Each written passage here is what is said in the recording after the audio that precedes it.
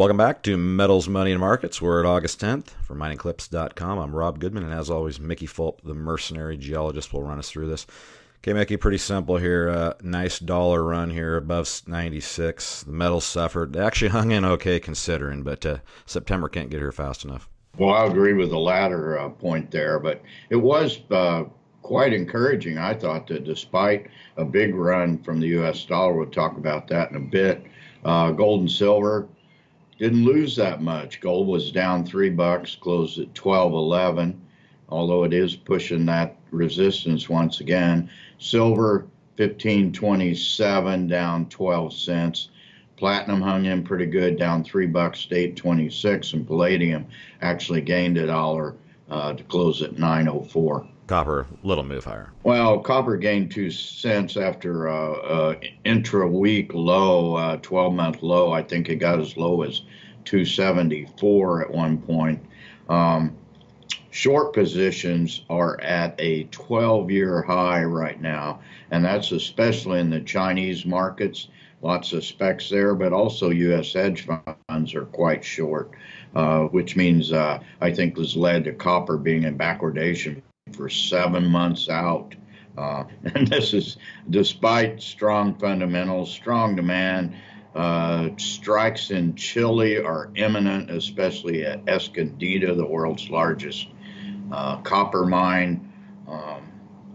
Just the specs are in control at this point, despite really strong fundamentals. Head over the energy markets here, where oil continues that trend, 6 in a row off. Yeah, despite the fact that U.S. inventories were down 1.3 million barrels, U.S. production is down 200,000 barrels per day over the last 2 weeks. But that gives you some ideas about how pie in the sky these EIA estimates are.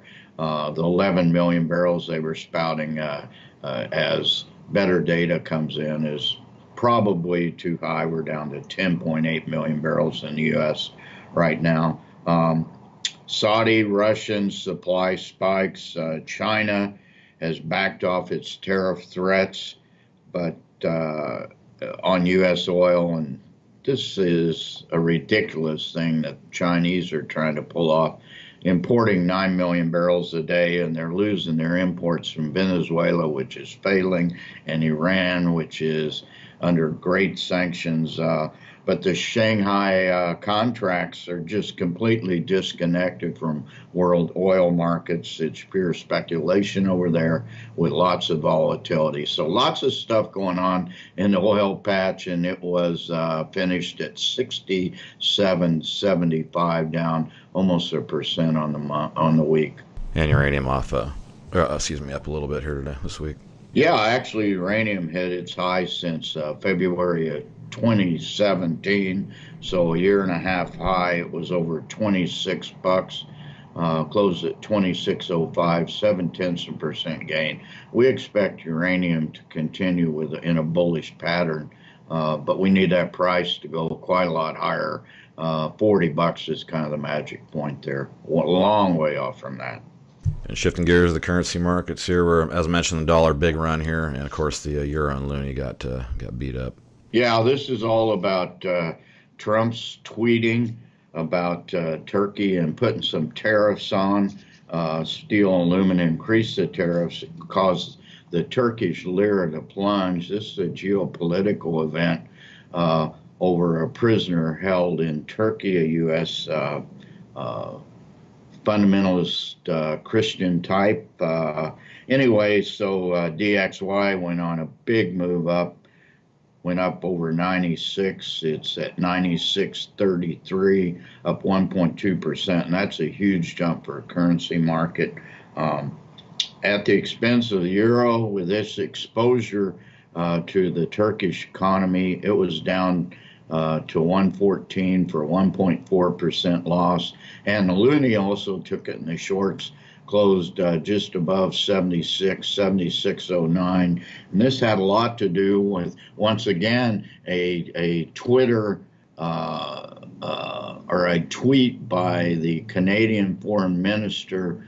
I can't even remember what it was about, but it was directed at Saudi women's rights, and the Saudis took umbrage to that and threatened to cut off Canadian supplies of Saudi oil. So Twitter rules, I guess you'd have to say. Twitter rules the day. And heading over to the equities markets here, we're off a little on the Dow and S&P, but the NASDAQ keeps trucking all-time new high. Yeah, the Dow was off half a point.